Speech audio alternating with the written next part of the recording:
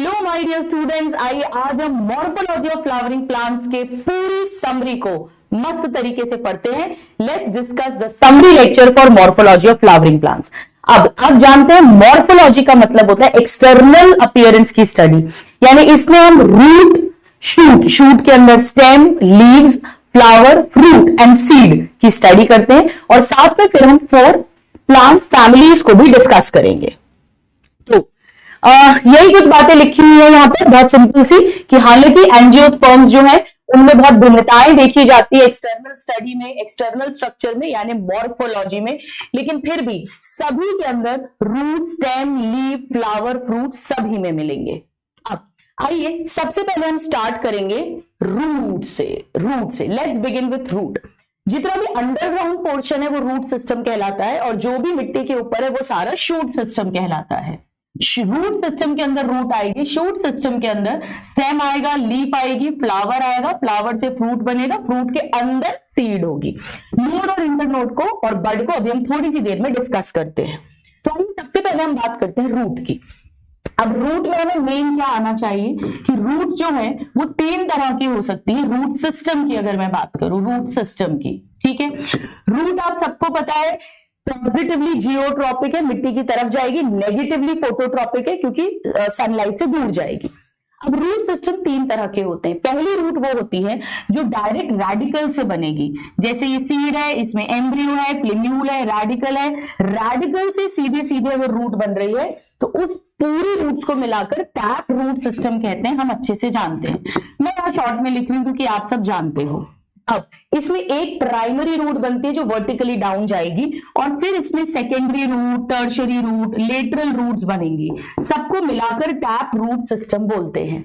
इस तरह का root system most of the dicots में मिलता है। एनसीईआरटी ने यहाँ पर एग्जाम्पल मस्टर्ड का लिखा है तो मैं भी वही एग्जाम्पल लिख देती हूँ। ये हो गया टैप रूट सिस्टम।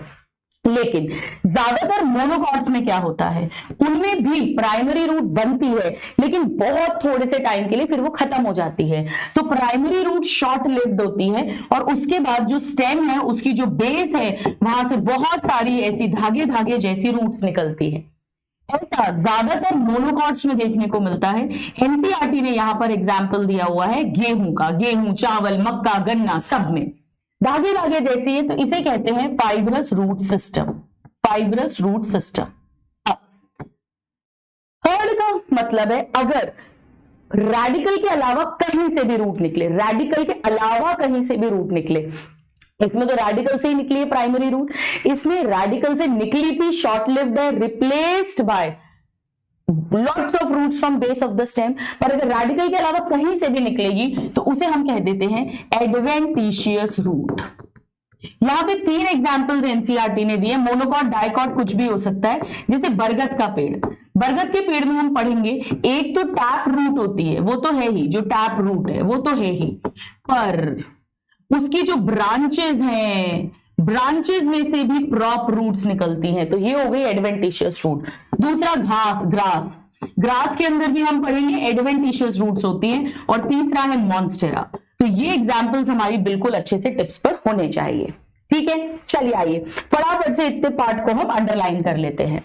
तो रूट जो है अगर हम देखें तो ज्यादातर डाइकॉट्स में अगर हम बात करें तो डायरेक्ट रेडिकल से निकलता है, प्राइमरी रूट है, अंदर मिट्टी में ग्रो करेगी, उससे लेटरल रूट्स निकलेंगी जिन्हें सेकेंडरी टर्शरी कहेंगे। इन सबको टोटल मिलाकर टैप रूट सिस्टम कहेंगे। एग्जाम्पल हो गया मस्टर्ड। जबकि ज्यादातर मोनोकॉट्स में प्राइमरी रूट शॉर्ट लिव्ड है, बहुत सारी दूसरी रूट्स निकलेंगी जो बेस ऑफ द स्टेम से निकलेंगी। इसे फाइब्रस रूट सिस्टम कहते हैं, जैसा कि गेहूं के पेड़ में देखने को मिलता है। सभी रूट्स पॉजिटिवली जियोट्रॉपिक है, नेगेटिवली फोटोट्रॉपिक है और रूट्स में कभी भी लीव्स वगैरह नहीं लग सकती है रूट के अंदर। नोड, इंटरनोड भी रूट में कभी नहीं होते। चलो आगे बढ़ जाते हैं। नाउ ग्रास, मॉन्स्टेरा और बैनियन में एडवेंटिशियस रूट निकलेगी, यानी पार्ट अदर देन रेडिकल। अब मेन फंक्शंस क्या है रूट सिस्टम के, इसे हम रागा ट्रिक से पढ़ते हैं। रागा मतलब पहला है RAGA। आर मतलब फूड को रिजर्व फूड को स्टोर करना, जैसा कि आप जानते हो गाजर, मूली, शलजम, इन सब में रूट के अंदर खाना स्टोर होता है, तो रिजर्व फूड मटेरियल। दूसरा ए से तो हम जानते हैं absorption of water and mineral from the soil. तीसरा जी से ग्रोथ रेगुलेटर, जो हॉर्मोन्स है उनका सिंथेसिस। और फोर्थ है मिट्टी में प्रॉपर पेड़ को अटका के रखते हैं, लगा के रखते हैं, प्रॉपर एंकरेज प्रोवाइड करते हैं। तो ये मेन हो गए रूट के मेन फंक्शंस। अब ये डायग्राम्स आप देख ही सकते हो, ये हो गया है tap root system, fibrous root system and adventitious root system. ये ट्रिक्स मैं आपको ऑलरेडी लेक्चर में भी पढ़ा चुकी हूं, आप यहां से यूज कर सकते हैं। एजी मेरे बेटे ने फिर वहां टॉप मारा, ए जी मेरे बेटे ने फिर वहां टॉप मारा। चलिए अब आइए रीजन्स ऑफ रूट को फटाफट से रिवाइज कर लेते हैं, बहुत आसान है। सबसे पहले जो रीजन ये रूट कैप है, रूट कैप के ऊपर पहला रीजन जो है ये छोटा सा रहता है, इसके सेल्स एक्टिवली डिवाइडिंग है, छोटे छोटे सेल्स होंगे और मेटाबॉलिकली बहुत एक्टिव होंगे, डेंस साइटोप्लाज्म होगा, प्रोमिनेंट न्यूक्लियस होगा। इसे हम कहते हैं मेरिस्टेमेटिक जोन या जोन ऑफ मेरिस्टेम या मेरिस्टेमेटिक जोन, एक ही बात है, जोन ऑफ मेरिस्टेम। इसे कुशाग्र की कहानी से सिखाती हूं मैं लेक्चर्स में, याद है आपको? ये छोटा सा कुशाग्र है, हंसता खेलता और टोपी भी पहना है। इसके ऊपर अब वैक्यूल बनने लग जाता है सेल्स में, और जब सेल्स में वैक्यूल बनता है तो सेल्स लंबे लंबे होने लग जाते हैं। यहां पे सेल्स डिवाइड नहीं कर रहे हैं, इसे जोन ऑफ इलोंगेशन कहते हैं। ये मेरिस्टेम के पास है, यानी प्रॉक्सिमल टू मेरिस्टेम है। और इसके बाद proper specialised differentiated mature cells हो जाएंगे, ऑफ कोर्स वो भी डिवाइड नहीं करेंगे, जिसे हम मैच्योरेशन जोन कहते हैं, मैच्योरेशन जोन। और इसी जोन में एक एक एपिडर्मिस का सेल जो है वो ऐसे बाहर निकला रहता है, जिससे रूट हेयर्स बनते हैं। रूट हेयर्स मैं कैसे याद कराती हूं? रूट हेयर्स मूंछों जैसे हैं, मूंछें मैच्योर होने पे आती हैं, तो जोन ऑफ मैच्योरेशन में रूट हेयर है, यहीं से मैक्सिमम वाटर एंड मिनरल का एब्जॉर्प्शन होगा, क्योंकि रूट हेयर सरफेस एरिया बढ़ा देंगे। चलिए आइए फटाफट से देख लेते हैं इंपॉर्टेंट चीजें जो है।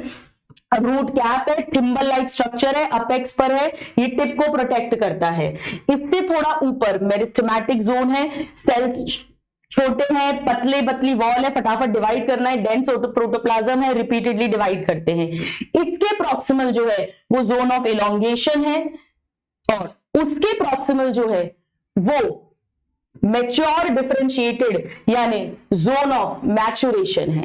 और मैच्योरेशन जोन के कुछ एपिडर्मिस के सेल्स बहुत धागे जैसे स्ट्रक्चर रूट हेयर बनाते हैं, जो सरफेस एरिया बढ़ाते हैं for water and mineral absorption. हो गया अच्छे से क्लियर? चलो अब आ जाओ फटाफट से आगे बढ़ते हैं। ये एनसीईआरटी का डायग्राम है, root cap, meristem, elongation, maturation, और मैच्योरेशन जोन में बने हुए हैं रूट हेयर। अब आइए हम मॉडिफिकेशंस ऑफ रूट को अंडरस्टैंड करते हैं। हमने सब कुछ पढ़ा हुआ है, बस हमें फटाफट से रिवाइज कर लेना है। तो रूट मॉडिफिकेशन मतलब रूट अपने नॉर्मल फंक्शन की जगह अगर कुछ और काम करे, जैसे कि पहला फंक्शन है रूट जब खाना स्टोर करती है, फूड स्टोरेज, यानी मोटी हो जाएगी, सूज जाएगी। इसमें हमें दो कैटेगरीज पढ़नी है, एक अगर टैप रूट है या एडवेंटिशियस रूट है और खाना स्टोर कर रहे हैं। यहां पे एनसीईआरटी में दो एग्जाम्पल हैं, मूली और शलजम, पर हम तीन पढ़ते हैं, गाजर, मूली, शलजम, यानी कैरेट, रेडिश एंड टर्निप। ये तीनों हमारी बिल्कुल टिप्स पर होनी चाहिए। और यहां पर स्वीट पोटैटो तो एनसीईआरटी की थ्योरी में दिया हुआ है, और एस्पैरेगस का एनसीईआरटी में डायग्राम बना हुआ है, तो ये हमें अच्छे से आना चाहिए। अब दूसरा मॉडिफिकेशन रेस्पिरेशन के लिए, अगर रूट को सांस लेना है, O2 CO2 का एक्सचेंज करना है। हम जानते हैं जो मैनग्रोव वेजिटेशन है, यानी स्वैम्पी एरिया है, दलदल वाला एरिया होता है, जो वहां के पेड़ों को, मिट्टी में जड़ को सांस नहीं आती, क्योंकि जहां हवा होनी चाहिए वहां भी पानी होता है। तो वहां पर नॉर्मल रूट्स तो होती हैं, बट ये तो है ही, बट कुछ रूट्स नेगेटिवली जियोट्रॉपिक या हम कहें पॉजिटिवली फोटोट्रॉपिक ऊपर आ जाती हैं, वर्टिकली अपवर्ड ग्रो कर जाती हैं, और इनमें छोटे छोटे छेद होते हैं जिनके थ्रू ये एयर का एक्सचेंज करते हैं, O2 CO2 का एक्सचेंज करते हैं, रेस्पिरेशन करते हैं, ब्रीदिंग करते हैं। इन्हें, इन रेस्पिरेटरी रूट्स को बोलते हैं न्यूमैटोपोर्स। न्यूमैटोपोर्स। मैंग्रोव वेजिटेशन का एक पेड़ हमें आना चाहिए, and that is Rhizophora, vertically upward जा रही है। अब तीसरा, जब रूट्स सपोर्ट देने के लिए काम करती हैं, एक्स्ट्रा काम करती हैं सपोर्ट देने का, इसमें हमने दो तरह की रूट्स पढ़ी हैं, एक बरगद में मिलती हैं जो उन्हें प्रॉप रूट्स बोलते हैं, और एक जो शुगर केन यानी गन्ना मक्के में मिलती है मोनोकॉट्स के अंदर, उन्हें स्टिल्ट रूट्स कहते हैं। प्रॉप रूट का सिंपल सा मतलब है ये बरगद का पेड़ है, ये इसकी ब्रांचेस हैं, ब्रांचेस से ये रूट्स निकल रही हैं, वर्टिकली डाउन जा रही है और सपोर्ट दे रही हैं। जबकि स्टिल्ट रूट्स में ये जैसे स्टेम है, ये नोड्स हैं, तो जो लोअर नोड है वहां से ऐसे तिरछी तिरछी ऑब्लिक रूट्स निकलती हैं सपोर्ट देने के लिए, तो ये लोअर नोड से निकलती हैं, जबकि ये पेड़ की ब्रांचेस से निकलती हैं। ये वर्टिकली डाउनवर्ड होती है और वो ऑब्लिक होती है। यहां पर एग्जांपल बरगद का पेड़ बैनियन है। स्टूडेंट एग्जांपल और कॉन्सेप्ट दोनों इंपॉर्टेंट होता है, या तो डेफिनेशन कंसेप्ट पे क्वेश्चन आता है या एग्जांपल पे क्वेश्चन आता है। और यहां पर हो जाएगा गन्ना और मक्का यानी शुगर केन और मेज, ये सब एग्जांपल्स हमारी टिप्स पर होने चाहिए। ठीक है, so this is all about root modification। तो देख लेते हैं यहाँ पे सपोर्ट, स्टोरेज एंड रेस्पिरेशन। ठीक है, सो ये सब एग्जांपल्स मैंने आपको सारे बता दिए हैं।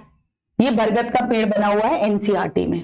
ठीक है, मेज शुगर केन में स्टिल्ट रूट्स हो गई, राइजोफोरा में वर्टिकली अपवर्ड ग्रो करेंगे, स्वैम्पी एरिया में न्यूमैटोफोर्स कहते हैं to get oxygen for respiration.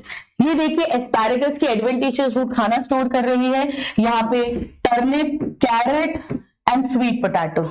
Reddish नहीं दिया है, कैरेट दिया है एनसीईआरटी में, बट मैं गाजर मूली दोनों पढ़ा रही हूं। ये दोनों टैप रूट्स हैं, खाना स्टोर कर रही है, ये दोनों एडवेंटिशियस रूट्स हैं, और ये राइजोफोरा की रूट्स हैं। ठीक है, ये ट्रिक आपको बताइए प्रॉपर बनियान पहन के मैंने स्वीट स्टील की फॉर माय स्वीट कैट जिसका नाम है रिस्पेक्टेड रिजवी, तो इस ट्रिक को भी आप यूज कर सकते हैं। अब आप लोग स्टेम पर आ जाते हैं। स्टेम जो है वो प्लिम्यूल से डेवलप होता है और वो ऊपर वाला असेंडिंग पोर्शन है, असेंडिंग पोर्शन है, प्लिम्यूल से डेवलप होता है। स्टेम के ऊपर ही ब्रांचेस हैं, लीव्स हैं, फ्लावर हैं और फ्रूट लगेंगे। अब स्टेम में मिलते हैं नोड्स एंड इंटरनोड्स। नोड क्या होता है? स्टेम का वो एरिया जहां पे पत्ती लगती है उसे नोड कहते हैं, और दो नोड के बीच में इंटरनोड होता है। तो नोड और इंटरनोड की डेफिनेशन हमने समझ ली। अब स्टेम पे बड्स मिलती हैं। अगर वो बड एकदम स्टेम की टिप पर मिल रही है तो उसे टर्मिनल या अपाइकल बड कहते हैं, और अगर वो बड यहां मिल रही है, इस एंगल को एक्सिल कहते हैं, इधर मिल रही है तो इसे एक्सिलरी बड बोलते हैं। यही एक्सिलरी बड भविष्य में ब्रांच या फ्लावर बनाती है। अब जब स्टेम यंग होती है तो ग्रीन होती है, पर बाद में ज्यादातर डार्क ब्राउन कलर के तने हमने देखे वुडी। क्या काम होता है स्टेम का? स्टेम का काम है ब्रांचेस स्प्रेड करना जिस पर लीव्स, फ्लावर, फ्रूट्स लगेंगे। इसके अलावा स्टेम के थ्रू ही रूट से वाटर मिनरल लीव्स तक जाएंगे और लीव से खाना रूट तक जाएगा। यानी इसका पहला काम है spreading out branches bearing leave, flower, fruit, और दूसरा कंडक्ट वाटर मिनरल एंड फोटोसिंथेट। फोटोसिंथेट मतलब फोटोसिंथेसिस से जो खाना बनता है। इसके अलावा ये अभी खाना भी स्टोर करेगी, कहीं कहीं सपोर्ट देगी, प्रोटेक्शन देगी, वेजिटेटिव प्रोपोगेशन कराएगी, मॉडिफिकेशन जो अभी हम पढ़ने वाले हैं। चलिए आ जाओ मॉडिफिकेशंस पढ़ते हैं। सो स्टेम मॉडिफिकेशंस। अब स्टेम बेसिकली तीन तरह की होती है। अगर हवा में स्टेम है तो उसे एरियल स्टेम बोलते हैं। एरियल स्टेम के तीन हमें एनसीईआरटी में तीन दिए, मैं वैसे चार बताती हूं मॉडिफिकेशंस पढ़ने हैं। पहला, ध्यान से देखिए, बहुत इजी है।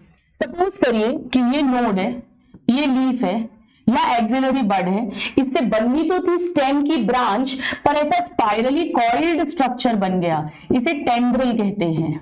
टेंड्रिल जो है ये क्लाइंबिंग में काम आ रहा है, तो आप क्लाइंबिंग भी बोल सकते हो, ये सपोर्ट दे देगा पेड़ को चढ़ने में।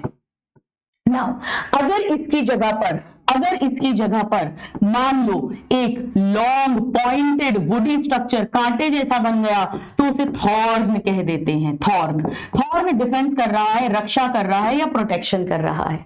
ठीक है, अब टेंड्रिल के एग्जांपल्स हमें याद करना है, मैं हमेशा याद कराती हूँ। जैसे टाइगर श्रॉफ गुलाटी खाता है, यानी कि टी हो गया, और गर मतलब अंगूर की बेल, grape vine, and gourd family जो कद्दू, खीरा आता है जिसमें लौकी, तुरई, वो सब।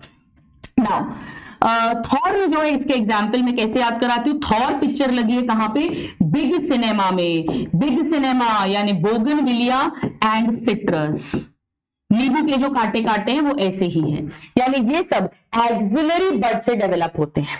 नाउ तीसरा है फाइलोक्लैड। स्टूडेंट्स फाइलो का मतलब होता है लीफ और क्लैड का मतलब होता है स्टेम। या स्टेम लीफ का काम करेगी, यानी स्टेम ग्रीन फोटोसिंथेटिक होकर खाना बनाएगी। जी हाँ, स्टेम खाना बनाएगी क्योंकि लीव्स स्पाइन में कन्वर्ट हो गई है, कांटे बन गई है ताकि सरफेस एरिया कम हो जाए, वाटर का लॉस कम हो जाए, क्योंकि ये पेड़ डेजर्ट एरिया में मिलते हैं। इसमें दो एग्जांपल्स होते हैं, एक ओपनशिया जिसकी फ्लैट स्टेम होती है ओपनशिया, और दूसरा यूफोर्बिया जो सिलेंड्रिकल स्टेम होती है, पर दोनों में ही फोटोसिंथेटिक होती है यूफोर्बिया। इसके अलावा क्लैडोड एनसीईआरटी में नहीं दिया, वो बिल्कुल फाइलोक्लैड की तरह होता है, पर फाइलोक्लैड में अनलिमिटेड ग्रोथ होती है और उसमें लिमिटेड, नॉट वेरी इंपॉर्टेंट। अब आइए हम बात करते हैं सब एरियल स्टेम की। सब एरियल स्टेम मतलब इसकी ये जो स्टेम है ये जमीन के सहारे सहारे रेंगेगी।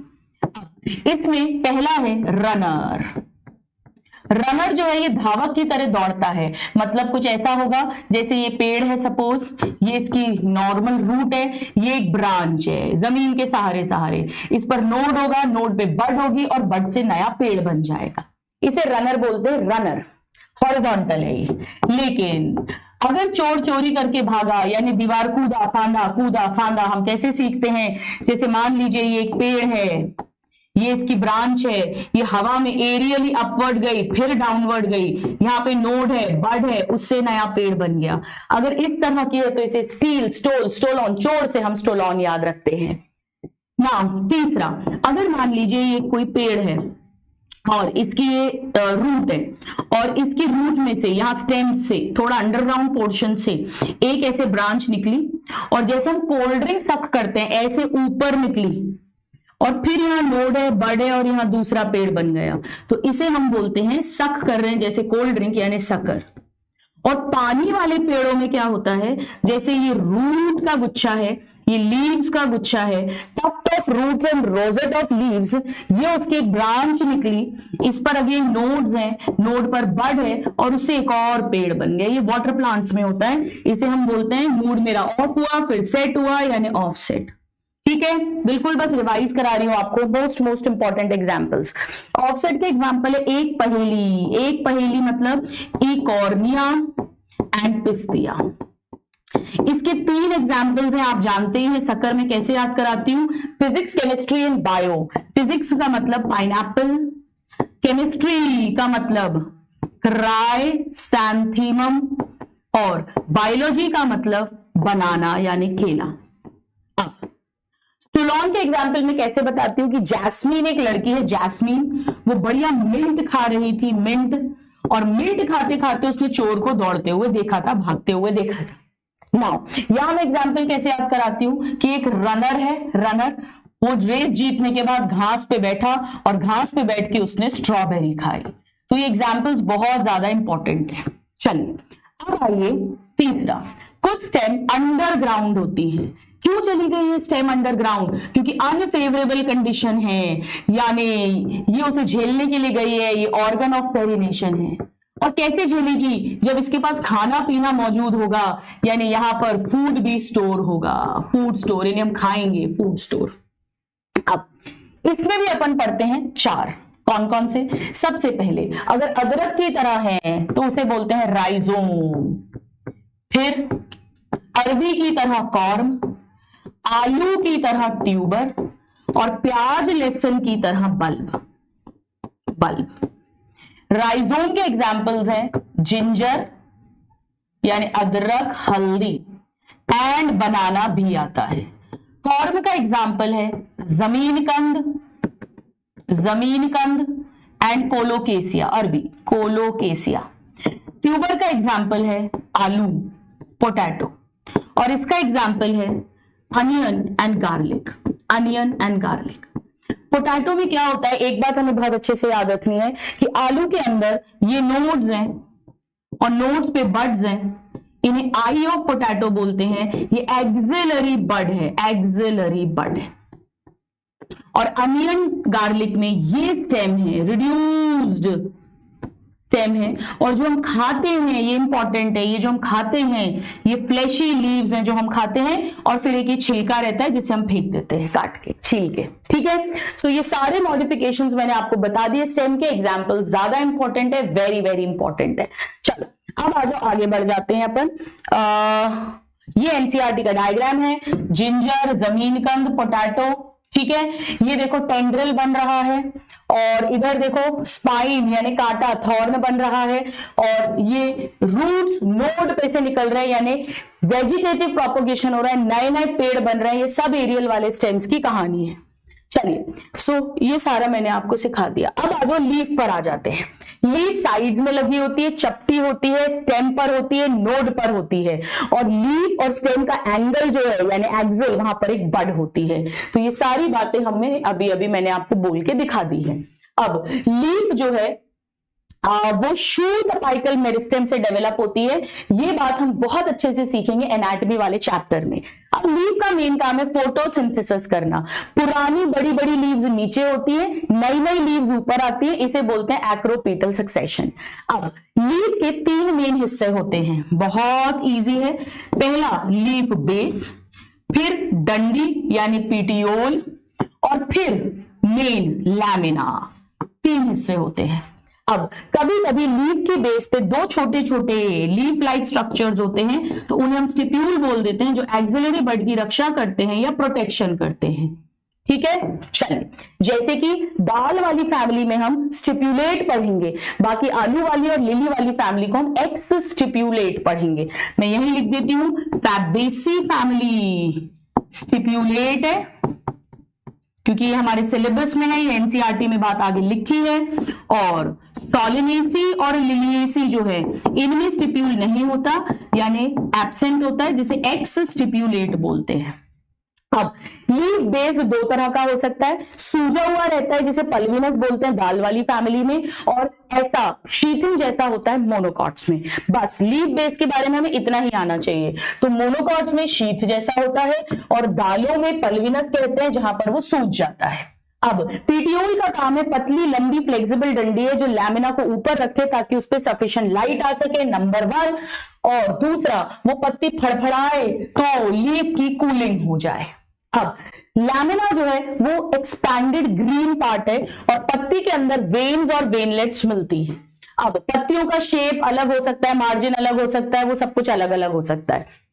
जो मेन वेन होती है, मेन वेन बीच में मेन वेन, उसे मिडरिब बोलते हैं। यहीं पर जाइलम फ्लोएम होता है, यानी transport for water, mineral and food material, और ये रिजिडिटी भी देती है। चलिए, अब ये देख लो, यहां पर बहुत इजी है। ये लैमिना हो गया, ये पीटियोल हो गया, ये लीफ का बेस हो गया, यहां पर एक्सिलरी बड मिल जाएगी, और ये लीफ जैसे स्ट्रक्चर्स 2 छोटे छोटे स्टिप्यूल हो जाएंगे। अब वेनेजन क्या होता है? वेनेजन मतलब लीफ के लैमिना में वेन और वेनलेट्स का अरेंजमेंट। अगर वो जाल जैसा बनाएगा, ऐसा जैसा आपने आम, अमरूद सब में देखा होगा, ऐसा जाल जैसा वेन और वेनलेट्स का, तो इसे रेटिकुलेट वेनेजन बोलते हैं। ऐसा ज्यादातर डाइकॉट्स में होता है। पर अगर वो लीफ की वेन्स इस तरह से अरेंज्ड हैं या इस तरह से अरेंज्ड है, जाल नहीं बन रहा, बस पैरेलल अरेंज्ड है, तो इसे पैरेलल कहते हैं। तो डाइकॉट्स के अंदर नेटवर्क बनाएंगे, इसे रेटिकुलेट कहेंगे, और मोनोकॉट्स के अंदर पैरेलल हो जाएगा। ठीक है, सो वेनेजन अच्छे से क्लियर हो गया, बहुत इजी है। ये रेटिकुलेट वेनेजन है, ये पैरेलल वेनेजन है। अब आइए नेक्स्ट टाइप्स ऑफ लीव्स पढ़ते हैं, बहुत मजेदार है। Simple leaf and compound leaf. Simple leaf and compound leaf. Simple leaf का क्या मतलब होता है कि या तो इसमें कोई कट है ही नहीं, यानी ऐसे है, नो इंसिजन, लैमिना एंटायर है, या अगर है भी तो वो मिडरिब तक नहीं पहुंच रहा, सपोज ऐसा है, लेकिन जैसे ही वो मिडरिब तक पहुंचा, ऐसे ये पूरा कट मिडरिब तक पहुंचे, तो हम कहेंगे कि लीफ कंपाउंड है और जिसमें छोटे छोटे लीफलेट्स हो गए हैं।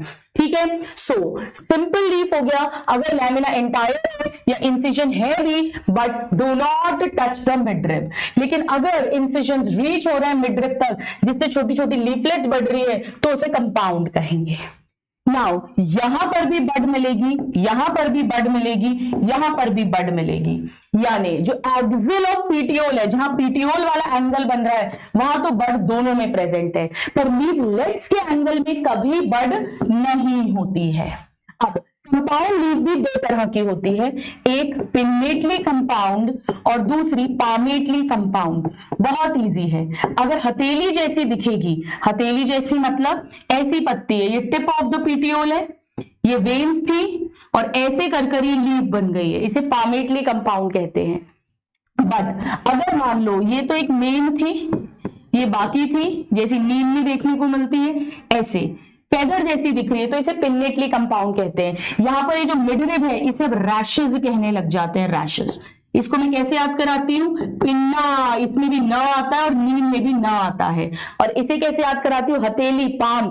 पाम में अपन कपड़े लेने जाते हैं तो सिल्क कॉटन का कपड़े मम्मी इसी में चेक करती है कि बढ़िया सिल्क कॉटन है या नहीं, तो इसका एग्जाम्पल है सिल्क कॉटन। हो गया, अच्छे से मजे आ गए, चलो आगे बढ़ जाते हैं। सो पामेटली कंपाउंड हो गया, सिल्क कॉटन, लीफलेट एक कॉमन पॉइंट पर अटैच्ड है, और पिन्नेट में रैशेस होगा जो मेन मिडरिब है, ऐसा नीम में है। तो कंपाउंड लीव्स भी दो तरह की हो गई। अब ये देख लीजिए, ये पामेटली कंपाउंड है और ये पिन्नेटली कंपाउंड है। अब आज स्टूडेंट्स पाइलोटैक्सी का क्या मतलब होता है? पाइलोटैक्सी का मतलब है कि लीव्स स्टेम पर अरेंज्ड कैसे, स्टेम या ब्रांच पे। So arrangement of leaves on stem और ब्रांच। अब ये तीन तरह का हो सकता है, बहुत इजी है। अगर हर एक नोड पर एक एक लीफ है, वो भी ऐसे ऐसे ऑल्टरनेट कहते हैं इसे, ऑल्टरनेट। लेकिन अगर हर नोड पर दो दो लीव्स हैं ऐसे ऐसे एक दूसरे के ऑपोजिट, तो इसे ऑपोजिट कहते हैं। और अगर हर नोड पर बहुत सारी लीव्स हैं, बहुत सारी लीव्स हैं, पूरा घेरा बन गया है, तो उसे वर्ल्ड कहते हैं। तो बहुत आसान है, एक लीव एक नोड पर है, दो लीव्स एक नोड पर है, या दो से ज्यादा लीव्स नोड पर है। अब इनके एग्जाम्पल्स मैंने आपको कैसे याद कराए थे। ऑल्टरनेट का एग्जाम्पल है MSC। क्या है एग्जाम्पल? MSC। सो ऑल्टरनेट का एग्जाम्पल है MSC। MSC मतलब क्या सिखाया है? Mustard, sunflower and China rose. Mustard, sunflower and China rose. चलिए ये कैसे सिखाती हूं मैं? ऑपोजिट, एक दूसरे के ऑपोजिट दो कौए बैठे हैं। कौए मतलब कागा, कागा मतलब Calotropis and guava, Calotropis and guava. और वर्ल्ड कैसे सिखाती हूं मैं आपको? वर्ल्ड होता है घुमा हुआ, घुमा पूरा घेरा। तो मैंने घुमा के पत्थर मारा, घुमा के पत्थर, पत्थर मतलब स्टोन, यानी एल्स्टोनिया, एल्स्टोनिया। ठीक है, ये हो जाएगा गुआवा, कैलोट्रोपिस। चल हो गया, वेनेजन हो गया, पाइलोटैक्सी हो गया। ठीक है, तो ये देखो चाइना रोज की ऑल्टरनेट है, गुआवा की ऑपोजिट है, और एल्स्टोनिया की वर्ल्ड है। अब अगर लीफ के मॉडिफिकेशंस पढ़ लेते हैं, तो रूट के देख लिए, स्टेम के देख लिए, अब लीफ के मॉडिफिकेशंस। मैंने अभी बताया था प्याज और लहसुन के अंदर जो हम खाते हैं वो पत्तियां होती हैं, लीव्स होती हैं। तो फूड स्टोरेज इसमें एग्जांपल हो जाएगा अनियन एंड गार्लिक। इसकी फ्लैशी लीव्स को हम खाते हैं क्योंकि स्टेम एकदम रिड्यूस्ड होती है। चलिए अब दूसरा, लीफ में भी टेंड्रिल बन सकता है। तो टेंड्रिल लीफ में भी बनता है, स्टेम में भी बनता है। इसी तरह लीफ में भी कांटा बन सकता है और स्टेम में भी कांटा बन सकता है। इसका एग्जांपल है मटर, पी। और यहां पर आ जाएंगे कैक्टाई, जहां पर जैसे ओपेंशिया, यूफोर्बिया लीव्स स्पाइन में कन्वर्ट हो गई है, तभी तो स्टेम ग्रीन फोटोसिंथेटिक हो गई थी, फाइलोक्लैड। याद आ रहा है? स्टेम का टेंड्रिल हमने टाइगर यानी गार्ड और ग्रेपवाइन पढ़ा था, लीफ का टेंड्रिल पी है, ये थोड़ा ध्यान रखना है। चलिए अब इसके बाद नेक्स्ट कभी कभी क्या होता है कि जो मेन लीफ है वो छोटी छोटी होती है, शॉर्ट लिव्ड होती है, मर जाती है जल्दी से। तो जो पीटियोल है वो ग्रीन फोटोसिंथेटिक हो जाता है। पीटियोल जो है वो ग्रीन और फोटोसिंथेटिक हो जाता है, पीटियोल। इसे बोलते हैं फाइलोड। क्या बोलते हैं? फाइलोड। तो फाइलोक्लैड में स्टेम फोटोसिंथेटिक थी, फाइलोड में पीटियोल जो लीफ का पार्ट है वो फोटोसिंथेटिक हो जाता है। और इसका एग्जांपल मैं कैसे याद कराती हूँ? खूब पिटाई हुई है, क्यों? किसकी? ऑस्ट्रेलिया में एक लड़की की। तो ऑस्ट्रेलियन, और वो अकेली बैठी है तो ऑस्ट्रेलियन अकेसिया इसका एग्जाम्पल है। इसके अलावा कुछ कुछ पेड़ होते हैं जो फोटोसिंथेसिस से अपना खाना तो बनाते हैं, उनमें नॉर्मल ग्रीन लीव्स मिलती हैं, बट वो इंसेक्ट्स पकड़ के भी खाते हैं, क्योंकि नाइट्रोजन की कमी है तो नाइट्रोजन वो इंसेक्ट्स को मारकर उनके DNA, RNA, protein, amino acid से लेते हैं। उन्हें कहते हैं इंसेक्टिवोरस प्लांट्स। इंसेक्टिवोरस प्लांट्स कौन से होते हैं? जैसे bladderwort, pitcher plant, Venus flytrap, ये सारे। तो इनमें लीव्स जो हैं वो इंसेक्ट्स को पकड़कर खाएंगी और टू फुलफिल नाइट्रोजन डेफिशिएंसी, ये हमने प्लांट किंगडम में भी स्टडी करा था। ठीक है, तो ये भी लीव्स का मॉडिफिकेशन होता है। तो आइए फटाफट से एक बार देख लेते हैं हम सब कुछ। स्पाइन हो गया है, टेंड्रिल हो गया है, टेंड्रिल पी में हो गया, स्पाइन डिफेंस करेगा कैक्टस में हो गया, फ्लैशी लीव्स अनियन गार्लिक की खाने में हो गया, ऑस्ट्रेलियन अकेसिया जो है इसमें पीटियोल फोटोसिंथेटिक हो जाएगा, इसे फाइलोड बोलते हैं, फाइलोड, और इंसेक्टिवोरस हो गया नेक्स्ट। चलिए, तो ये हो गए हमारे लीव के मॉडिफिकेशंस। यहां आप देख सकते हैं ये लीव टेंड्रिल है और ये लीव स्पाइन यानी लीव थॉर्न्स है, ये फ्लैशी लीव्स है अनियन के अंदर। इनफ्लोरेसेंस क्या होता है उसे डिस्कस कर लेते हैं। इनफ्लोरेसेंस का मतलब समझो, फूल कैसे बनता है? फूल में शूट अपाइकल मेरिस्टेम मॉडिफाई हो जाती है इनटू फ्लोरल मेरिस्टेम। मतलब इसमें नोड दूर दूर नहीं होंगे, नोड पास पास आएंगे, इंटर नोड छोटे छोटे हो जाएंगे और उनके साइड में से लीव्स की जगह पर कुछ मॉडिफाइड स्ट्रक्चर्स बनेंगे, जैसे सेपल, पेटल, स्टेमन, कार्पल या पिस्टल। तो नोड्स छोटे छोटे होंगे, एक्सिस कंडेंस हो जाएगी और टिप से अलग अलग अपेंडेजेस लेटरली नोड्स पे से निकलेंगे बजाय की पत्तियों के। अब फूल दो तरह से अरेंज हो सकता है फूल अकेला एक लगा हो या बहुत सारे फूल एक ब्रांच पे लगे हों। अगर बहुत सारे फूल लगे हैं तो उस गुलदस्ते को बोलते हैं inflorescence, arrangement of flowers on the floral axis. अब हमें दो तरह के इनफ्लोरेसेंस पढ़ने हैं जो बहुत आसान है। अगर मान लो टिप पर फूल ना लगे तो टिप रेस की तरह दौड़ती जाएगी, यानी पुराने पुराने फूल नीचे लग रहे होंगे और नए नए फूल ऊपर लग रहे हैं, नए नए फूल ऊपर लग रहे हैं। एक्रोपीटल अरेंजमेंट है, टिप पे कभी फूल नहीं रखता, रेस की तरह दौड़ता है, इसे बोलते हैं रेसमोस इनफ्लोरेसेंस। इसमें एक्रोपीटल अरेंजमेंट है। जबकि अगर टिप पर फूल लग गया, जैसे मान लो ये फूल लग गया पहला, अब ये रेस की तरह दौड़ेगी नहीं और ऊपर फूल नहीं लग सकता, अब अगला फूल नीचे लगेगा। अब इसकी भी टिप पे लग गया तो अब अगला फूल इसके भी नीचे लगेगा, यानी उल्टा हो रहा है। इसे साइमोस इनफ्लोरेसेंस कहते हैं। इसमें बेसिपीटल अरेंजमेंट है, यानी पुराना फूल सबसे ऊपर है और नए नए फूल बेस की तरफ। ठीक है, चलो आ जाओ देख लेते हैं फटाफट से। एक्सिस पर फूल लग रहा है या वो कंटिन्यू कर रही है, इस आधार पे दो तरह के हैं, रेसमोस एंड साइमोस। रेसमोस के अंदर मेन एक्सिस लगातार ग्रो कर रही है और फ्लावर्स लेटरली एक्रोपीटल अरेंजमेंट में अरेंज्ड हैं, जबकि साइमोस के अंदर मेन एक्सिस फूल बन जाएगा तो आगे ग्रो नहीं करेगी, इसीलिए लिमिटेड ग्रोथ है और फ्लावर्स बेसिपीटल में अरेंज्ड हैं। आइए एनसीईआरटी के डायग्राम देख लेते हैं। ये एक्रोपीटल यानी रेसमोस, और ये देखो सबसे ऊपर लग गया टिप पे, अभी आगे ग्रो नहीं करेगा तो अगला फूल नीचे लगा है, यानी ये साइमोस इनफ्लोरेसेंस है। अब आइए फ्लावर की बात कर लेते हैं। तो फ्लावर रिप्रोडक्टिव यूनिट है, सेक्सुअल रिप्रोडक्शन में इसी का रोल होगा। एक टिपिकल फ्लावर कैसा होता है? बहुत आसान है, उसकी डंडी होती है जो पेंसिल जैसी है तो उसे पेडिस्टल कह देते हैं। फिर ये डंडी थोड़ी फूलती है तो इसे थाली जैसी फूल गई, थैलेमस, या इसे ही रिसेप्टिकल कहते हैं। ये सब स्टेम थी, इस पर नोड्स है और उन नोड से अब क्या क्या निकलेगा?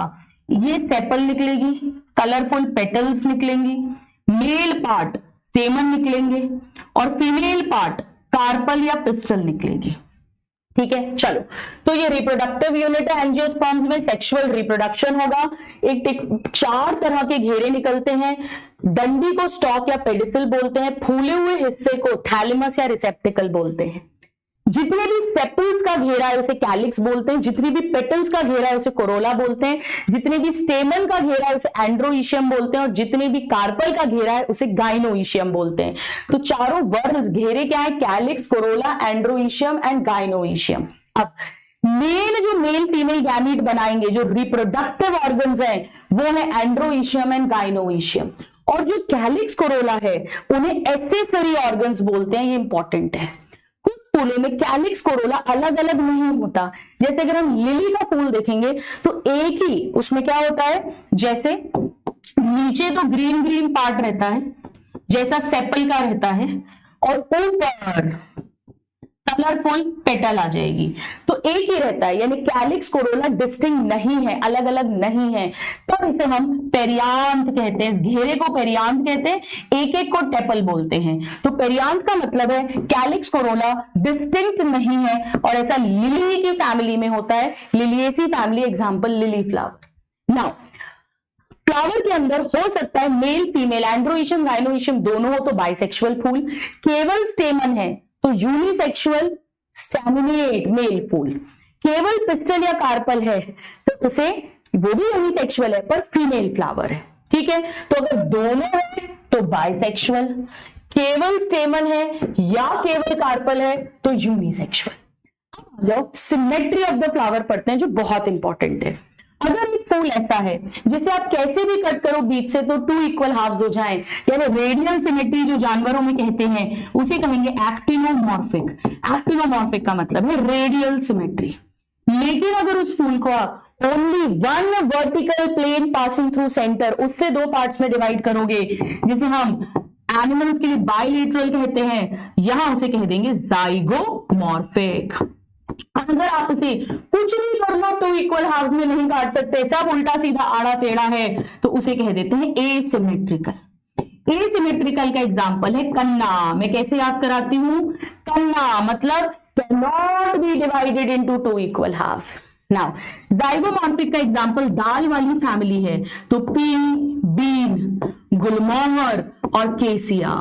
मैं कैसे याद कराती हूं आपको, एक लड़की है गुलमोहर फ्रॉम कश्मीर, गुलमोहर फ्रॉम कश्मीर, और वो मटर फली वगैरह खाती है। और इसका एग्जांपल हम याद करते हैं मैकडी। मैकडी, डी मतलब दतूरा, चिली मिर्ची का फूल, दतूरे का फूल, चाइना रोज का फूल, और मस्टर्ड सरसों का फूल। ये सब है actinomorphic. Very very important, right. आगे बढ़ जाएं। सो ये बहुत इंपॉर्टेंट है, डेफिनेशन मार्क कर लेते हैं। Divided into 2 equal halves in any radial plane passing through centre तो एक्टिनोमॉर्फिक है। ये देखो चाइना रोज का फूल, कैसे भी कट करो सेंटर से 2 इक्वल हाफ्स आपको मिल जाएंगे। Now can be divided into 2 halves only in 1 particular vertical plane तो जाइगोमॉर्फिक है, and can not be divided तो कन्ना है। अब फूल के अंदर हो सकता है 3 या उसके मल्टीपल में सेपल पेटल मिले, 3, 6, 9 या पेरियांथ टेपल जो भी मिल रहा है, या 4 के मल्टीपल में 4, 8 ऐसे मिले, या 5 के मल्टीपल पे। उस हिसाब से ट्राइमरस, टेट्रामरस एंड पेंटामरस फ्लावर होते हैं। हमारे में ट्राइमरस का एग्जांपल लिलिएसी फैमिली है, टेट्रामरस हमारी एनसीईआरटी में ब्रासिकेसी है, और पेंटामरस में दाल वाली यानी फैबेसी और आलू वाली यानी सोलेनेसी है। सोलेनेसी में हम देखेंगे 5 सेपल 5 पेटल 5 स्टेमन है फूल के अंदर, और फैबेसी में हम देखेंगे 5 सेपल 5 पेटल और 10 स्टेमन है यानी 5-10, और लिली में हम देखेंगे 3+3 यानी 6 पेपल्स हैं, पेरियांथ हैं, 6 स्टेमन है और 3 कार्पल्स होती हैं। और ब्रासिकेसी में मैं बताऊंगी 4 सेपल है, 4 पेटल है, हालांकि स्टेमन 6 होते हैं। चलिए ठीक है। अब जैसे कि लीफ के बेस पर 2 छोटे पत्ती जैसे स्ट्रक्चर को स्टिप्यूल कहा था, वैसे ही अगर मान लीजिए कि ये कोई फूल है तो उसके बेस पर अगर 2 पत्ती जैसे स्ट्रक्चर हैं पेडिसल के बेस पर तो उसे ब्रैक्ट बोलते हैं। Bract, reduce leaf like structure at the base of pedicel. Bracteate flower का हमारी एनसीईआरटी में लिलिएसी फैमिली जो है उसका एग्जांपल दिया हुआ है, ये इंपॉर्टेंट है, बाकी ई ब्रैक्टिएट है। चलिए, तो ये मटर का फूल देख लीजिए, किसी एक ही प्लेन में कट करने पर 2 इक्वल हाफ्स देगा, और ये कन्ना का देख लो, कुछ भी कर लो एसिमेट्रिकल है, कैसे भी 2 इक्वल हाफ्स नहीं देगा। एक और क्लासिफिकेशन, हमने बहुत सारी चीजें देख ली, venation, phyllotaxy, symmetry of the flower, ये सब देख लिया। अब ये बड़ी मजेदार चीज है, यहां पर हम ये देख रहे हैं कि गाइनोईशियम की तुलना में कैलिक्स, कोरोला और एंड्रोईशियम की पोजीशन क्या है, वो ओवरी के ऊपर है, नीचे है या सेम लेवल पर है। So position of calyx, corolla and androecium in respect to ovary या जो थैलेमस पर है। फ्लावर्स को 3 ग्रुप्स में डिवाइड करते हैं, बहुत आसान है डियर स्टूडेंट्स। सपोज करो कि ओवरी तो टॉप पर है, ओवरी सबसे ऊपर है और उसके नीचे से सेपल, पेटल, स्टेमन सब कुछ निकल रहा है, इसे कहते हैं सुपीरियर ओवरी। ओवरी सुपीरियर है, पर फूल को क्या कहोगे, फ्लावर को क्या कहोगे? ओवरी के नीचे बाकी पार्ट है, below ovary. Calyx, corolla, androecium below ovary है, बिलो ओवरी यानी हाइपोगाइनस फ्लावर। फ्लावर हाइपोगाइनस है, ओवरी सुपीरियर है ना। अगर इसका उल्टा कर दे, कैसे? थैलेमस पूरा ऐसे ग्रो कर गया तो बेचारी ओवरी तो इसके अंदर बंद हो गई, ये ओवरी इधर चली गई, फ्यूज हो जाता है ऐसे। और अब यहां पे मौजूद थे सेपल, पेटल और स्टेमन, यानी ओवरी नीचे चली गई और बाकी सब ओवरी के ऊपर है, क्योंकि थैलेमस ग्रो कर गया है और थैलेमस ने पूरा ओवरी को कवर करके उसके साथ फ्यूज कर लिया है। इसे बोलते हैं कि ओवरी इंफीरियर हो गई है, नीचे हो गई है, या कहो सब कुछ अबव ओवरी है, यानी एपीगाइनस फ्लावर। और अगर ये सेम लेवल पर है, almost at same level, half half, तो उसे हाफ इंफीरियर ओवरी बोलते हैं, हाफ इंफीरियर ओवरी। और ऐसे फूल को पेरीगाइनस फ्लावर बोलते हैं। इनके एग्जांपल्स में बहुत क्वेश्चंस आते हैं। तो पेरीगाइनस फ्लावर का एग्जांपल में कैसे याद कराती हूँ? एक लड़की है परी, पेरी परी परी परी, एक प्लम्बर को उससे प्यार हो गया है और वो उसको रोज पीच देता है, क्योंकि उसे पीच आलू पसंद है। तो रोज, पीच और प्लम इसके एग्जाम्पल है। इसे मैं कैसे याद कराती हूं? राजेश खन्ना बोलता है ECG सही है रे, ECG सही है रे, यानी खीरा, कुकुम्बर, देन गुआवा यानी अमरूद, और सनफ्लावर के रे फ्लोरेट्स, वो जो साइड में पीले पीले फूल होते हैं, रे फ्लोरेट्स। ECG सही है रे। चलिए इसे कैसे याद करते हैं? इसकी ट्रिक ये है कि सब कुछ सुपीरियर होना चाहिए। जैसे फलों का राजा आम, फूलों का राजा चाइना रोज, तेल का राजा सरसों, मस्टर्ड, और सब्जी का राजा जिसके सर पे ताज है यानी बैंगन, ब्रिंजल। हमारी एनसीईआरटी में चारों फैमिलीज जो हम पढ़ेंगे, यानी Fabaceae, Solanaceae, Liliaceae and Brassicaceae, इन सब के अंदर सुपीरियर ओवरी है, सब के अंदर। ठीक है, मैं साथ साथ भी बता रही हूं। चलिए, सो ये एनसीईआरटी का डायग्राम आप देख सकते हो। सुपीरियर ओवरी है, ये वाली सुपीरियर ओवरी है, ये वाली इंफीरियर ओवरी है, बेचारी पूरी नीचे चली गई, थैलेमस ने ओवरग्रो करके फ्यूज कर दिया, और ये दोनों पेरीगाइनस फ्लावर यानी हाफ इंफीरियर ओवरी है। ठीक है, सो ये सारी ट्रिक्स भी मैंने आपको बता दी है। अब आ जाओ फ्लावर के पार्ट्स देख लेते हैं। तो फ्लावर में 4 घेरे हैं, हम ऑलरेडी डिस्कस कर चुके हैं। कैलिक्स सबसे बाहर का घेरा है, इसमें सेपल्स इसकी यूनिट है। सेपल्स ग्रीन कलर की होती है, पत्ती जैसी होती है, जब फूल कली होता है तब उसको प्रोटेक्ट करती है। अगर सेपल्स फ्यूज्ड है तो गैमोसेपलस, और अगर सेपल्स अलग अलग हैं तो पॉलीसेपलस कंडीशन कहते हैं। आपने देखा है बैंगन, टमाटर, मिर्ची के सर पे ताज होता है, वो परसिस्टेंट सेपल का एग्जाम्पल होता है। ठीक है, चलिए नाउ कोरोला। कोरोला में पेटल्स होती है, पेटल्स ब्राइटली कलर्ड होती है, इनका काम होता है इंसेक्ट्स वगैरह को अट्रैक्ट करना ताकि पॉलिनेशन हो। इसी तरह अगर पेटल्स भी फ्यूज्ड है तो गैमोपेटलस, और अलग अलग है तो पॉलीपेटलस। हमें पता है पंखुड़ियों के रंग अलग अलग फूलों में अलग अलग होते हैं और इसका शेप भी अलग अलग होता है, ट्यूब जैसा, बेल जैसा, व्हील जैसा, फनल जैसा, अलग अलग हो सकता है। नाउ अब very important topic, what is aestivation. Aestivation का मतलब है कि जब फ्लावर कली के रूप में है तो सेपल्स आपस में कैसे अरेंज्ड हैं या पेटल्स आपस में कैसे अरेंज्ड हैं। सो अरेंजमेंट ऑफ सेपल्स या petals in a floral bud with respect to other members of same whorl, यानी सेपल पेटल से नहीं, सेपल आपस में और पेटल आपस में, सेम घेरे के मेंबर्स आपस में कैसे अरेंज्ड है। अब ये बहुत इजी टॉपिक है और इससे बहुत क्वेश्चंस आते हैं।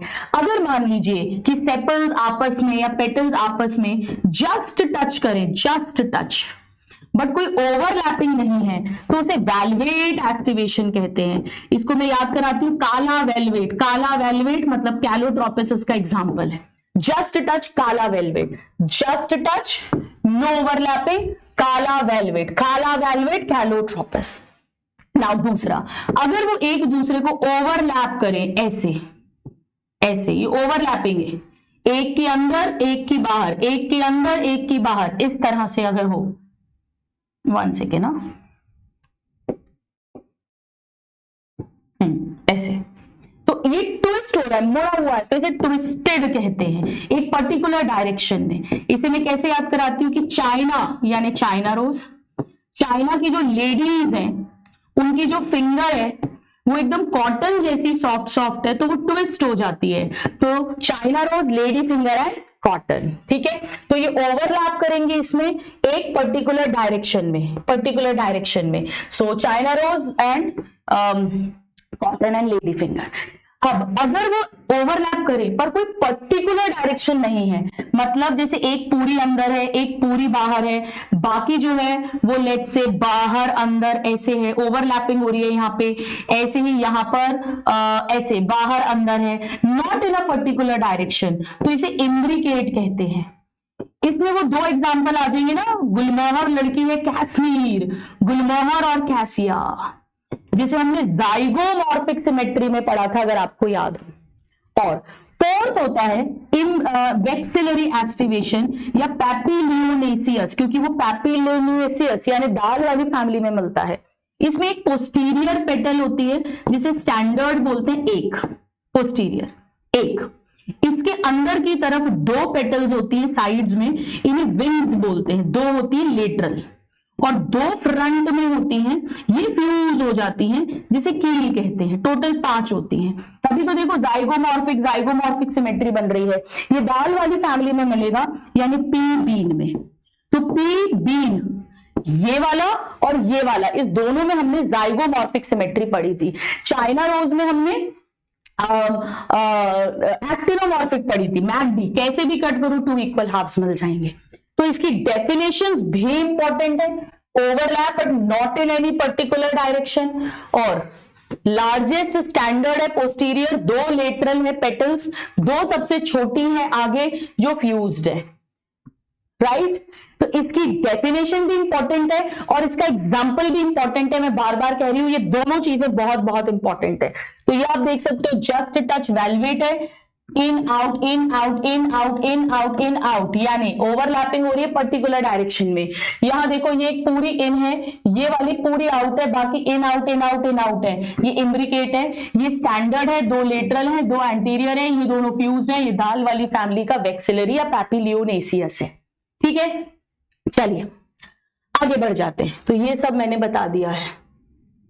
अब आ जाओ एंड्रोइशियम पर आ जाते हैं। अब एंड्रोइशियम जो है वो स्टेमन का बना है, हर स्टेमन में एक फिलामेंट होता है और साथ में एंथर होता है। तो स्टेमन मेल रिप्रोडक्टिव पार्ट है, डंडी को फिलामेंट कहते हैं, एंथर है, एंथर में 2 लोब्स होते हैं, हर लोब के अंदर 2 चेंबर्स हैं, यानी टोटल 4 चेंबर, 4 पोलन ग्रेन है जिसमें पोलन सैक बनेंगे। कभी कभी एंथर में पोलन ग्रेन नहीं बनते, वो स्टेराइल है, तो स्टेराइल स्टेमन को स्टेमिनोड कहते हैं। अब सुनिए, अगर स्टेमन पेटल से जुड़ा हो, मतलब जैसे ये स्टेमन है ये पेटल से जुड़ा हो, तो इसे एपीपेटलस कंडीशन बोलते हैं, एपीपेटलस। ऐसा सोलेनेसी फैमिली में हमारे में दिया हुआ है और इसका एग्जाम्पल इसीलिए हो गया ब्रिंजल, बैंगन, बैंगन आलू सब में ऐसा होगा। लेकिन अगर मैं लिली फैमिली की बात करूं तो वहां तो टेपल होती है, टेपल, उससे अगर स्टेमन जुड़ा है, यहां पेटल से जुड़ा है, यहां टेपल यानी पेरियांथ से जुड़ा है, तो उसे कहते हैं एपीफाइलस कंडीशन, एपीफाइलस कंडीशन। ऐसा लिलिएसी फैमिली में देखने को मिलता है, तो लिली इसका एग्जाम्पल हो गया पूरी लिलिएसी फैमिली में, ठीक है। चलिए आगे बढ़ जाते हैं। अब स्टेमन जो है, मान लो एक के अंदर बहुत सारे स्टेमन है तो वो फ्री भी रह सकते हैं, उसे पॉलीएंड्रस बोलते हैं, या वो यूनाइटेड हो सकते हैं। अगर वो यूनाइटेड है और वो एक बंच बनाएंगे तो मोनोअडल्फस, 2 बनाएंगे डायअडल्फस और 2 से ज्यादा बनाएंगे पॉलीअडल्फस। क्या कहा मैंने, एक बंच बना सकते हैं, 2 बंच बना सकते हैं, या मोर देन 2 बंच बना सकते हैं। सो मोनोअडल्फस, डायअडल्फस एंड पॉलीअडल्फस। अब इसको हम कैसे याद करते हैं, हम बहुत आसान याद करते हैं कि मोना एक लड़की है, मोना, ठीक है, मोना, वो चाइना से लाई है कुछ। क्या लाई है? चाइना, यानी चाइना रोज इसका एग्जाम्पल है। क्या लाई है वो? वहां से पीसी लाई है, पीसी, यानी पॉलीअडल्फस कंडीशन सिट्रस में मिलती है, नींबू वगैरह में, और वो चला नहीं तो उसने उसको डस्टबिन में डाल दिया, डस्ट पैन में। तो डायडल्फस मटर में देखने को मिलता है। मटर में हम जानते भी टोटल 10 स्टेमन्स होते हैं, जिनमें से 9 फ्यूज हो जाते हैं और एक अलग है, यानी 2 बंडल्स बनते हैं। तो ये हमने फैबेसी फैमिली में पढ़ा है, ये इंपॉर्टेंट है। ठीक है, चलिए अब स्टेमन की लेंथ भी अलग अलग हो सकती है, स्टेमन की लंबाई भी अलग अलग हो सकती है। जैसे लंबाई अलग अलग, जैसे तुलसी वाली जो फैमिली है साल्विया, उसमें क्या होता है, टोटल 4 स्टेमन्स होते हैं, तो 2 लंबे और 2 छोटे, 2 + 2, इसे बोलते हैं डायनामस कंडीशन। डायनामस, डाई मतलब 2 + 2, टोटल 4 स्टेमन होंगे। 2 की फिलामेंट की लंबाई ज्यादा है, 2 की कम है। लेकिन जो मस्टर्ड वाली फैमिली है, यानी ब्रासिकेसी हमारे सिलेबस में है, ब्रासिकेसी फैमिली, एग्जाम्पल मस्टर्ड, इसमें वो सब आता है, फूल गोभी, पत्ता गोभी, मूली, शलजम यानी radish, turnip, cauliflower, cabbage, mustard, इनमें क्या होता है, इनमें 2 स्टेमन छोटे छोटे बाहर है और 4 स्टेमन अंदर की तरफ होते हैं, अंदर की तरफ 4 और 2, इसे टेट्रा डायनामस कंडीशन कहते हैं। डायनामस बहुत इजी है, टेट्रा डायनामस यानी 4 + 2 यानी टोटल 6 स्टेमन्स हो जाएंगे। इसे हम कैसे लिखते हैं फ्लोरल फॉर्मूले के अंदर, 2 + 4, ऐसे टोटल 6 होते हैं। मैं कैसे सिखाती हूँ, 2 बच्चे घर के बाहर खेल रहे हैं और 4 बड़े घर के अंदर हैं, दादा दादी मम्मी पापा। चलो, तो ये भी हो गया, ये भी हो गया। अब आ जाओ गाइनोइशियम पे आते हैं, जो फीमेल रिप्रोडक्टिव पार्ट है। गाइनोइशियम में कार्पल्स होंगी। एक फूल के अंदर एक कार्पल भी मिल सकती है या एक से ज्यादा भी मिल सकता है। कार्पल के 3 हिस्से होंगे। सबसे नीचे फूला हुआ सोलन पार्ट ओवरी है, ओवरी से निकलेगा लॉन्ग थिन पतला स्टाइल, और ऊपर है स्टिग्मा जहां पे पोलन ग्रेन्स आकर लैंड करते हैं।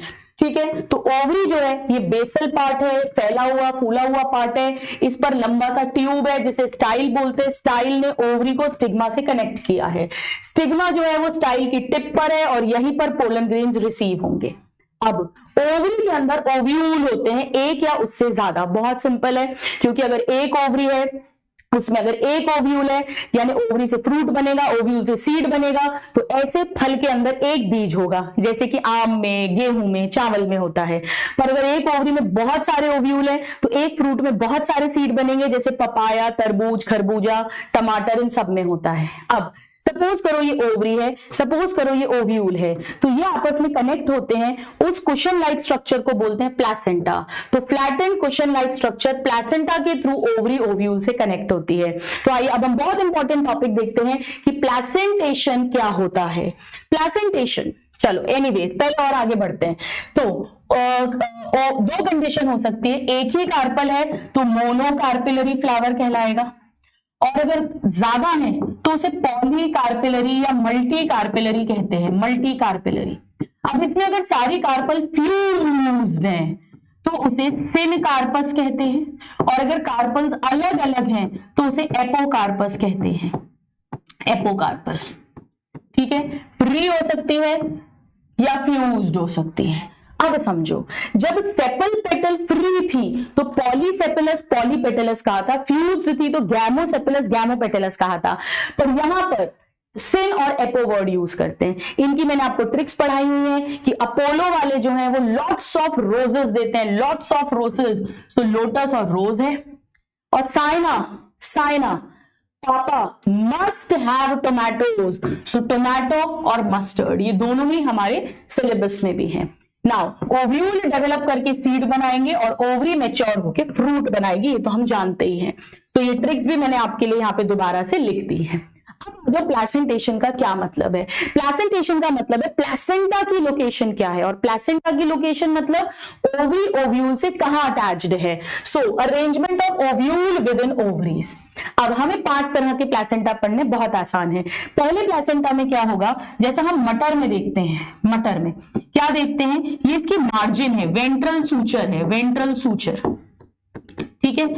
इस पर यहां प्लेसेंटा लग जाता है और प्लेसेंटा पे फिर ये सीड्स लगी हुई हैं, तो कोई पार्टीशंस नहीं है बीच में, यानी इस फ्लावर में एक ही कार्पल है जिसमें बहुत सारे ओव्यूल्स रहे होंगे ओवरी के अंदर, तो बहुत सारे सीड्स हैं, 2 रोज में अरेंज्ड है सीड्स, और वेंट्रल मार्जिन पर प्लेसेंटा है, यानी ये है मार्जिनल प्लेसेंटेशन, और ऐसा दाल वाली फैमिली में देखने को मिलता है। एग्जाम्पल हो गया पी। ठीक है, तो प्लेसेंटा जो है वो वेंट्रल सूचर वेंट्रल मार्जिन पर है, और ओव्यूल्स जो है 2 रोज में बहुत सारे लगे हुए हैं, और इसमें ओवरी जो है मतलब मोनोकार्पिलरी कंडीशन होती है। चलिए अब दूसरे में क्या होता है कि प्लेसेंटा सेंटर में है, उस पर ही ओव्यूल्स लगे हुए हैं और उसे पार्टीशंस भी हैं। ये पहिए जैसा लग रहा है, पहिए के लिए इंग्लिश में एक्साइल बोलते हैं। इसका एग्जांपल मैं आपको याद कराती हूँ, चटनी, यानी च मतलब चाइना रोज, ट मतलब टमाटर, और न मतलब नींबू यानी लेमन। बट एक्चुअली एनसीईआरटी में सोलेनेसी फैमिली में भी क्लियरली, पूरी सोलेनेसी फैमिली में ये होता है और पूरी लिलिएसी फैमिली में भी यही होता है, तो ये हमें आना चाहिए। ठीक है, नाउ तीसरा, अगर मान लो सेंटर में प्लेसेंटा है, ये ओव्यूल्स भी लगे हुए हैं पर कोई पार्टीशंस नहीं है, इसे कहते हैं फ्री सेंट्रल। इसको हम कैसे याद करते हैं, इसकी ट्रिक क्या है, पीडीएफ। एफ मतलब free central, primrose and dianthus, dianthus. Now चौथा क्या है, चौथे में क्या होता है कि सपोज ये ओवरी है, ये ओव्यूल है, ऐसे बेस पे प्लेसेंटा है, बेस पे, तो इसे बोलते हैं बेसल प्लेसेंटेशन। इसमें हमेशा एक सिंगल ओव्यूल ही होता है, यानी इसके फ्रूट में सिंगल सीड ही मिलेगी। ठीक है, इसका एग्जांपल्स में कैसे बताती हूँ, बेसल मतलब बैठ के, तो मैंने सुबह सुबह में सनफ्लावर को देख रही हूं और बैठे बैठे मैं मारीगोल्ड बिस्किट खा रही हूं, तो मारीगोल्ड। ठीक है, अब पांचवा हम कैसे पढ़ते हैं कि प्लेसेंटा साइड में है, सपोज यहां प्लेसेंटा है, यहां प्लेसेंटा है, यहां प्लेसेंटा है, यहां प्लेसेंटा है, यानी पेरी पेरी है या इनर वॉल पे ऐसा कह सकते हो, और यहां पर फिर ऐसे करके सीड्स यानी ओव्यूल्स लगे हुए हैं, ये लगे हुए हैं, इसे बोलते हैं साइड्स में है, पेरी पेरी पर है, तो पेराइटल प्लेसेंटा। इसकी ट्रिक में क्या पढ़ाती हूं, मार, पेरेंट्स ने लगाई मार, तो mustard Argemone, mustard Argemone. Basically हमारी एनसीईआरटी में दाल वाली फैमिली में मार्जिनल हो गया, सोलिनेसी लिलिएसी में एक्साइल हो गया, और पेराइटल हो गया ब्रासिकेसी फैमिली के अंदर, क्योंकि मस्टर्ड उसी में आता है, ब्रासिकेसी फैमिली के अंदर। अब ये आर क्या है, आर का मतलब है रेपलम, रेपलम का मतलब फॉल्स सेप्टम मिलता है। एक्चुअली इसकी ओवरी में एक ही चेम्बर है, यूनिलॉकुलर, पर दिखती बाइलॉकुलर है, क्योंकि एक फॉल्स सेप्टा बन जाएगा। अच्छे से याद रहेगा ये सब कुछ, समरी पूरी, एक एक शब्द मैंने आपको बता दिया है। पेरीपेटल पार्ट पे या इनर वॉल पे लगेगा, होती 1 चेम्बर है, बन जाती है 2 चेम्बर फॉल्स सेप्टम के कारण, ये पेराइटल में होता है। सेंट्रल पर है प्लेसेंटा, सेप्टा नहीं है तो फ्री सेंट्रल, तो फ्री सेंट्रल है। और अगर बेस ऑफ द ओवरी पे लगेगा, एक ही सिंगल ओव्यूल होता है, तो उसे बेसल कहते हैं, basal placentation. Done, very very important. Marginal, बीच में प्लेसेंटा है, पार्टीशन है, एक्साइल, बीच में प्लेसेंटा है, पार्टीशन नहीं है, फ्री सेंट्रल, बेस पे यहाँ पे प्लेसेंटा है, बेसल, साइड में प्लेसेंटा और उस पर ओव्यूल लगे हुए हैं, पेराइटल। देखो कितना इजी, अगर अपने को कंसेप्ट आ गया तो डायग्राम्स पहचानना बहुत बहुत यूं चुटकियों का खेल होता है। अब अगर फ्रूट पर आ जाते हैं, अब फ्रूट क्या है, फ्रूट केवल एंजियोस्पर्म्स फ्लावरिंग प्लांट्स में मिलेंगे। क्यों, क्योंकि ओवरी से फ्रूट बनता है, ओवरी फ्लावर का पार्ट है, और फ्लावर केवल एंजियोस्पर्म्स में बनता है। बेसिकली मैच्योर या राइपन या आफ्टर फर्टिलाइजेशन ओवरी ही फ्रूट बना लेती है। अब अगर फ्रूट बिना फर्टिलाइजेशन के बने तो उसे पार्थिनोकार्पिक फ्रूट कहते हैं, इसमें सीड नहीं मिलेगी, और इसका एग्जाम्पल हो जाता है केला, बनाना। ये सीड लेस होगा क्योंकि फर्टिलाइजेशन के बिना बना है। नाउ फ्रूट में होती है दीवार, जिसे बोलते हैं फ्रूट वॉल यानी पेरिकार्प। अब ये पेरिकार्प ड्राई या फ्लेशी हो सकती है। अगर ये मोटी है तो इसे 3 पार्ट्स में डिवाइड करते हैं, बाहर की एपिकार्प, बीच की मीजोकार्प और अंदर की एंडोकार्प। अगर ये मोटी ताजी है, अगर दुबली पतली है, ड्राई है, तो फिर तो क्या और आगे करेंगे। ठीक है, चलो इसको इतना देख लेते हैं। अब ड्राई फ्रूट का एग्जांपल मैं मस्टर्ड ग्राउंडनट पढ़ाती हूं, बट एनीवेज अभी हम एनसीईआरटी फॉलो करते हैं। अब एनसीईआरटी में 2 फ्रूट दिए हुए हैं, एक मैंगो और एक कोकोनट, इन्हें ड्रूप फ्रूट कहा है। समझो इसका क्या मतलब है। आम के अंदर जो छिलका हम फेंक देते हैं वो एपिकार्प है, ये है आम का छिलका जो हम नहीं खाते हैं। और जो मेन आम हम खाते हैं जो पूरा, वो मीजोकार्प है, ये हम खाते हैं।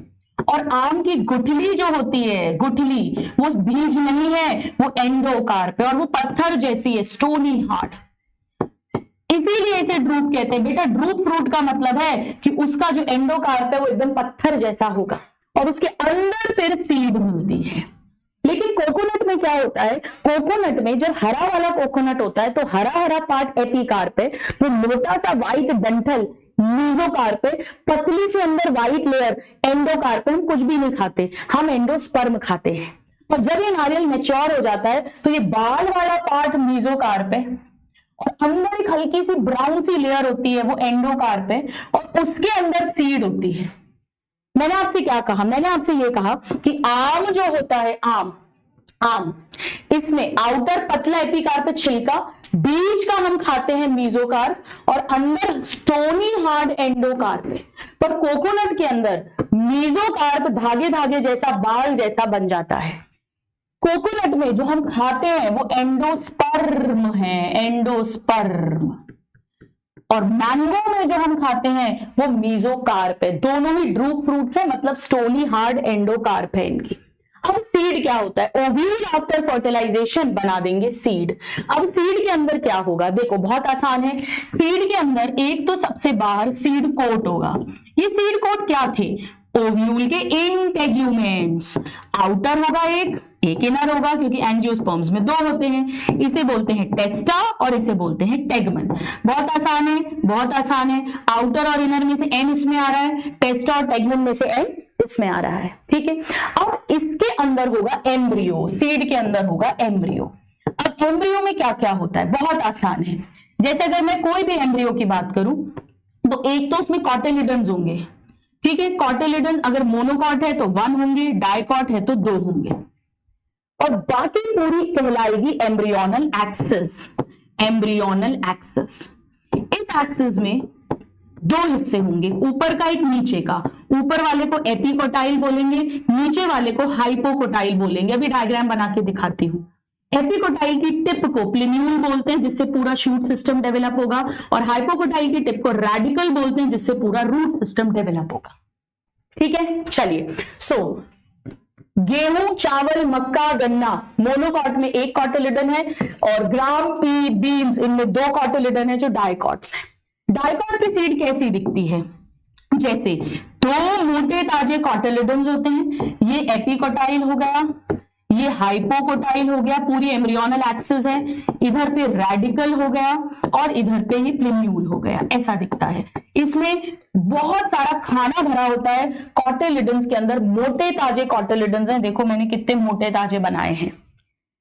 सीड के अंदर जब भी हम बीज देखते हैं, एम्ब्रियो तो है ही, ये गड्ढा है, इसे हाइलम बोलते हैं और इसमें एक छोटा सा छेद है जिसे माइक्रोपाइल कहते हैं। ओव्यूल के हाइलम और माइक्रोपाइल का ही रिप्रेजेंटेशन है।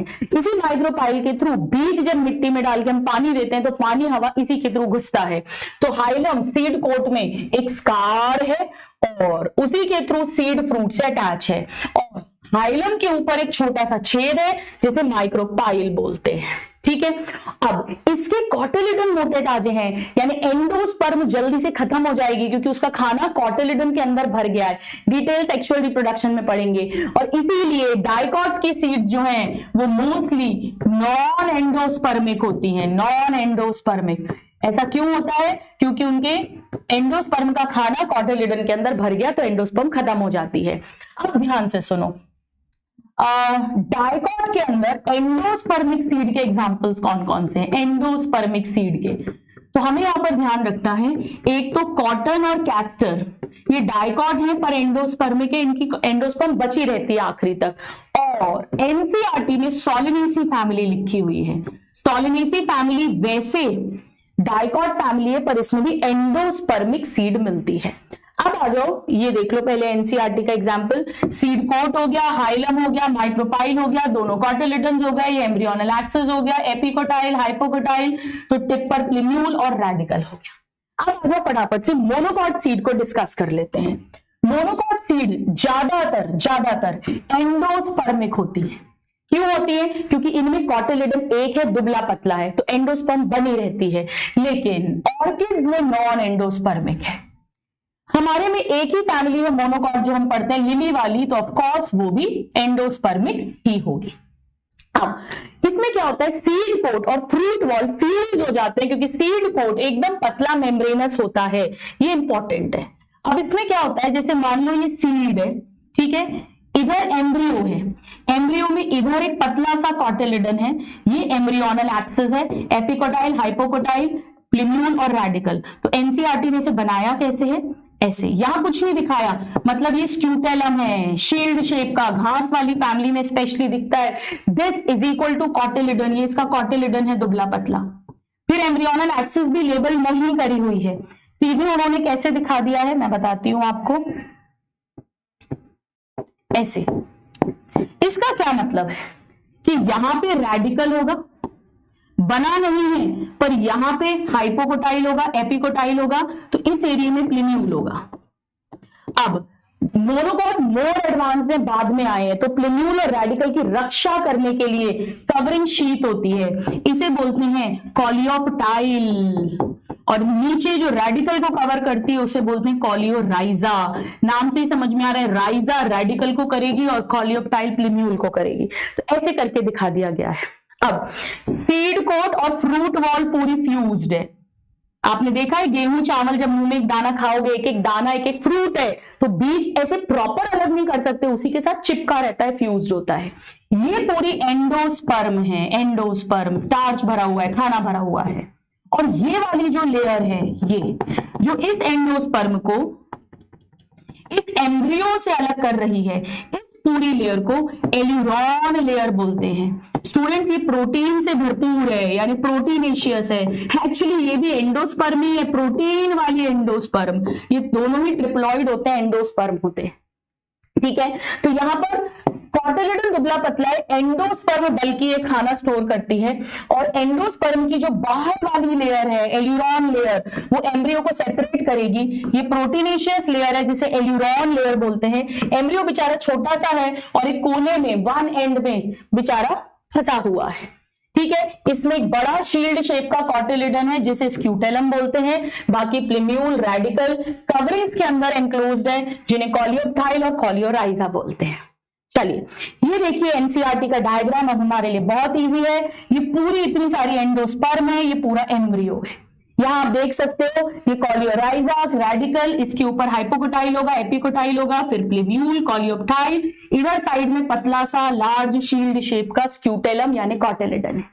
ये पूरी एंडोस्पर्म है और ये एल्यूरॉन लेयर है, ये वाली एल्यूरॉन लेयर है। और seed coat and fruit wall पतले पतले आपस में फ्यूज्ड है, ठीक है। इसकी लेबलिंग को मैं नीचे से याद भी करा देती हूँ इस ट्रिक से आप लोगों को।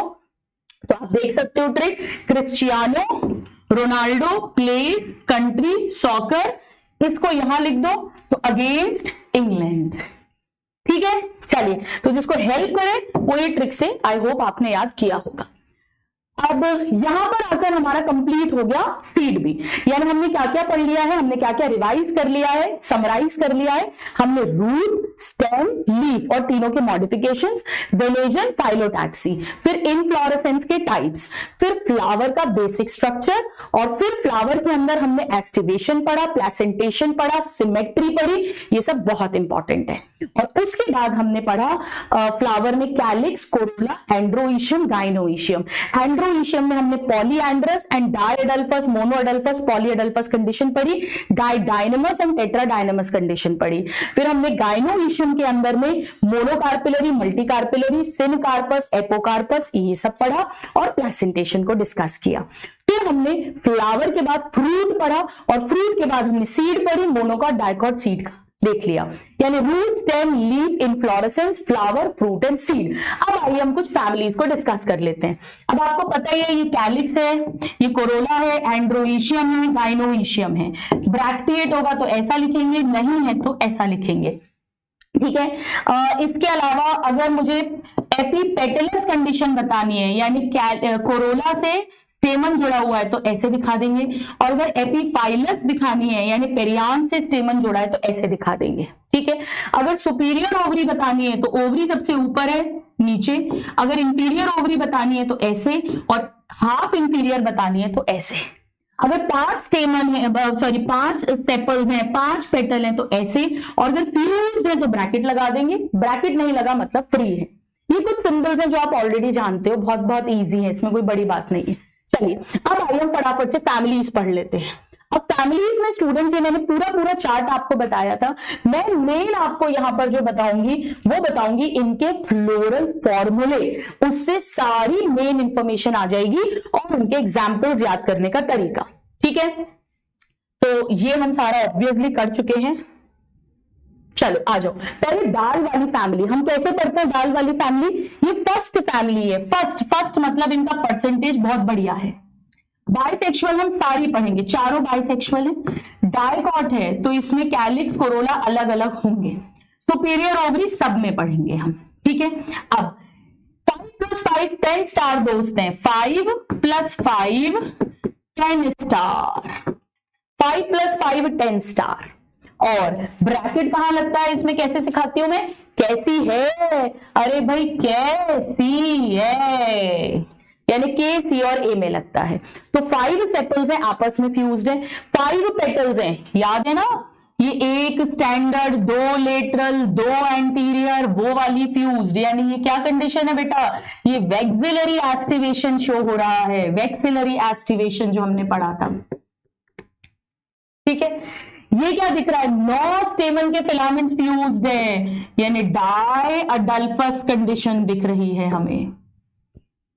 और एक ही कार्पल होती है मटर का याद है ना, ऐसा रहता है मटर, ये बहुत सारी ओव्यूल्स हैं, यानी मार्जिनल प्लेसेंटेशन है, एक ही कार्पल है तो 1, और 1 है तो ब्रैकेट लगाओ मत लगाओ कोई मतलब ही नहीं है, फ्यूजन का कोई रोल ही नहीं है, यानी ये है सुपीरियर ओवरी, यानी हाइपोकाइनस फ्लावर है, मोनोकार्पिलरी कंडीशन है, प्लेसेंटा हो जाएगा मार्जिनल प्लेसेंटेशन है, और डाइकॉट है ये, डाइकॉट तो नॉन एंडोस्पर्मिक होगी, नॉन एंडोस्पर्मिक होगा। ये कुछ बहुत ज्यादा इंपॉर्टेंट पॉइंट है।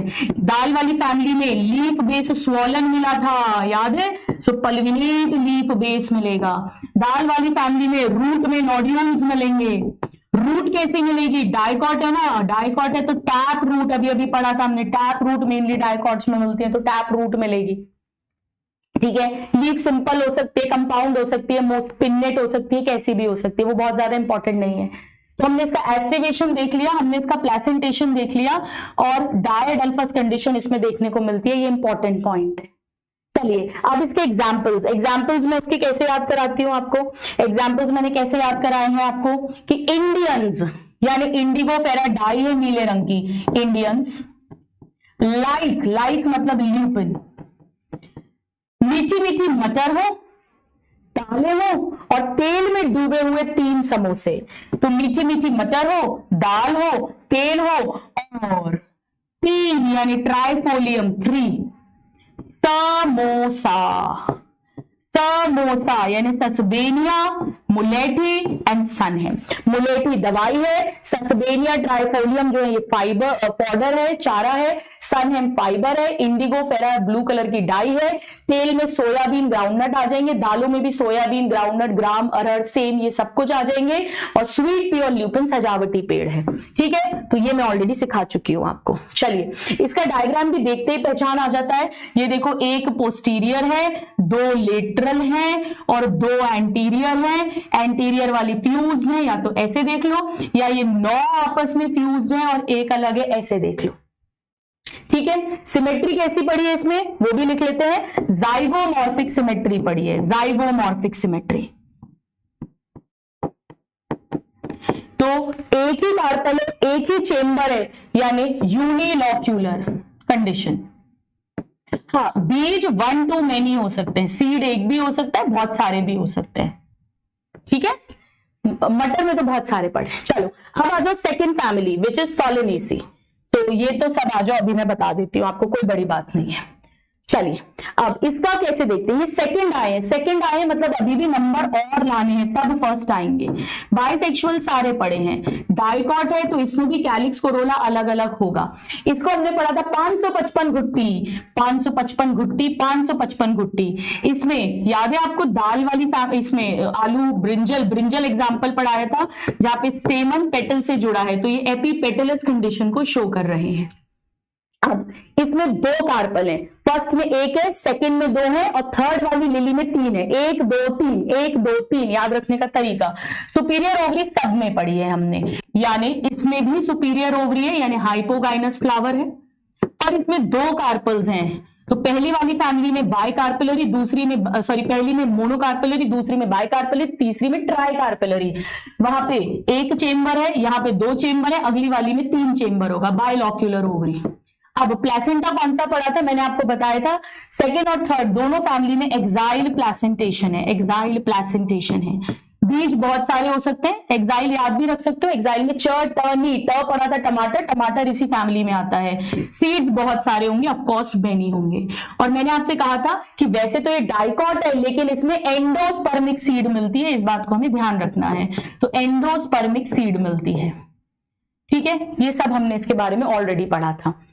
अब इसमें करेले का ग्लास ये सब कुछ फ्यूज्ड रहता है। तो ये बन गया इसका फ्लोरल फॉर्मूला और सारी इंपॉर्टेंट इंफॉर्मेशन। प्लेसेंटेशन हो गया, ये हो गया, ऑलमोस्ट सारा हो गया। चलो अब आ जाओ इसके एग्जाम्पल्स करते हैं। एग्जाम्पल्स मैंने कैसे सिखाए थे आपको। बेला एक लड़की है यानी बेलेडोना, ये वाइफ है, और अश्विन हस्बैंड है, अश्वगंधा, दोनों दवाइयां हैं। तो बेला और अश्विन, बेला ने एक दिन आलू बैंगन की सब्जी बनाई बढ़िया टमाटर वमाटर डालकर। तो टमाटर, ब्रिंजल और पोटैटो, पर उसमें चिली थोड़ी मिर्ची तेज हो गई तो अश्विन को बहुत गुस्सा आया और वो सिगरेट पीने लगा यानी टोबैको। तो बेला ने कहा ऐसा नहीं चलेगा और बेला ने बेलन से उसकी पिटाई कर दी यानी पेट्यूनिया। ठीक है, ये ट्रिक सबको याद हो जाएगी। चलो अब आ जाओ, ये देखो 5 5 5 और ये बाइकार्पेलरी और बीच में प्लेसेंटा यानी एक्साइल प्लेसेंटेशन है। अब आ जाओ लिलिएसी फैमिली। लिली फैमिली जो मोनोकॉट फैमिली हमने पढ़ी है। अच्छा एक बात और है कि जो डाइकॉट फैमिली है उनमें रेटिकुलेट वेनेजन मिलेगा और चलो ये भी लिख देती हूं मैं एक बार, कोई बात नहीं, 2 मिनट लगेंगे बट इंपॉर्टेंट है, आपको रिवीजन में हेल्प मिलेगी। डाइकॉट है तो इसमें रेटिकुलेट वेनेजन मिलेगा, रेटिकुलेट वेनेजन, और इनफ्लोरेसेंस इसमें रेसमोस वाला मिलता है दाल वाली फैमिली में, यानी टिप पे कभी फूल नहीं लगेगा, नए नए फूल ऊपर ऊपर लगते जाएंगे। एक्रोपीटल जिसको हमने कहा था, ये भी इंपॉर्टेंट है, ठीक है। आलू वाली फैमिली में क्या होता है, ये भी डाइकॉट की फैमिली है, डाइकॉट की फैमिली है, तो इसमें भी रेटिकुलेट वेनेजन मिलेगा, यानी जाल जैसी वेन्स अरेंज्ड होंगी क्योंकि डाइकॉट है। लेकिन इसमें या तो फूल अकेला होगा, टिप पे लगा हुआ अकेला, या वो जो एक्सिलरी पोजीशन है लीफ और स्टेम का एंगल वहां पर एक फूल लगा होगा, या अगर हुआ तो साइमोस इनफ्लोरेसेंस होगा। ये प्रीवियस ईयर क्वेश्चन भी आया हुआ है, जैसे कि सोलेनम, आलू, बैंगन, इन सब में ऐसे ही होता है, ठीक है। चलो अब लिली फैमिली पर आ जाते हैं। लिली फैमिली लास्ट, एल से लिली, एल से लास्ट, हालांकि लास्ट नहीं है, ब्रासिकेसी का भी देखेंगे। तो इसका बहुत बुरा परफॉर्मेंस है, तो बुरा यानी ब्रैक्टिएट है। अच्छा इसे भी बहुत नंबर और ऐड करने हैं तो एक्टिनोमॉर्फिक है। बाइसेक्सुअल सारे पढ़े हैं। अब इसमें पेरियांथ मिलता है, पेरियांथ। सुपीरियर ओवरी सबकी है। एपीफाइलस कंडीशन देखने को मिलती है। मैंने कहा था ये 3 इडियट्स है, 3 पागल पागल 3 पागल, तो 3 3 3 3 3 3, और ब्रैकेट कहां लगाओगे, पीजी, पीजी पोस्ट ग्रेजुएशन या पेइंग गेस्ट, तो इसकी भी सुपीरियर ओवरी है, ठीक है। अब इसमें 3 कार्पल्स हैं, तो ट्राई कार्पेलरी, तो monocarpellary, unilocular, bicarpellary, bilocular and tricarpellary, trilocular. ये फ्यूज्ड है यानी थिन कार्पस कंडीशन है, और इसमें भी एक्साइल प्लेसेंटेशन मिलता है आलू वाली फैमिली में, और इसमें दोनों में एक्साइल प्लेसेंटेशन मिलता है। ये तो मोनोकॉट है, मोनोकॉट में तो होती ही एंडोस्पर्मिक सीड है, कोई ज्यादा बड़ी बात नहीं है, होती ही है। अब ये मोनोकॉट है तो इसमें पैरेलल वेनेजन देखने को मिलेगा, पैरेलल वेनेजन, क्योंकि ये मोनोकॉट है, ठीक है। चलिए अब इसका मतलब है ये स्टेमन पेरियांथ से कनेक्टेड है, यानी एपीफाइलस कंडीशन देखने को मिलेगी। ये ट्राइमरस फ्लावर है, देखो 3 3 3, बाकी दोनों में 5 5 या 5 5 10, यानी वो पेंटामरस फ्लावर्स थे। बाइसेक्सुअल है, ब्रैक्टिएट है, इसका मतलब ये ब्रैक्टिएट है, ये तो सब हम जानते हैं। अब इनफ्लोरेसेंस कैसा होगा, इसमें भी या तो फूल अकेला होगा या साइमोस होगा, इनफ्लोरेसेंस साइमोस। तो दाल वाली फैमिली में केवल रेसमोस है, बाकी दोनों में साइमोस है, दोनों में एक्साइल प्लेसेंटेशन है, ठीक है।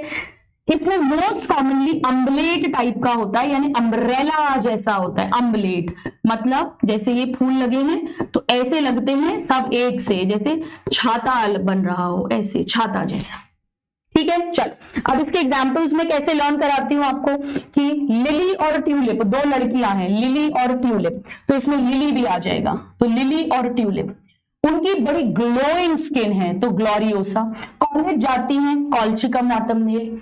क्यों ग्लोइंग स्किन, क्योंकि वो उस पर मतलब एस्पैरेगस एलोवेरा लगाते हैं, ठीक है। तो ये हम ट्रिक पढ़ते हैं, आई होप आपको याद होगा सबको। चलिए अब इसमें देखो 1 2 3 1 2 3 3 + 3 टेपल्स हैं, आपस में कनेक्टेड हैं। 1 2 3 4 5 6 स्टेमन है और इनसे जुड़े हुए हैं यानी एपीफाइलस है। और ओवरी में देखो सेंटर में प्लेसेंटा है जिस पर ओव्यूल्स लगे हैं और 3 चेम्बर्स हैं, ट्राई कार्पेलरी, ट्राई लॉक्यूलर, और इस तरह का अम्बलेट इनफ्लोरेसेंस है। तो मैंने आपसे क्या कहा, पहली दूसरी तीसरी, मोनोकार्पेलरी, बाइकार्पेलरी, ट्राइकार्पेलरी, मोनोलॉकुलर यानी यूनिलॉकुलर, बाइलॉकुलर एंड ट्राइलॉकुलर, ऐसे याद रख लेंगे, ठीक है। चलिए अब आइए लास्ट फैमिली देख लेते हैं अपन, ब्रासिकेसी, जिसे क्रूसीफेरी भी बोलते हैं।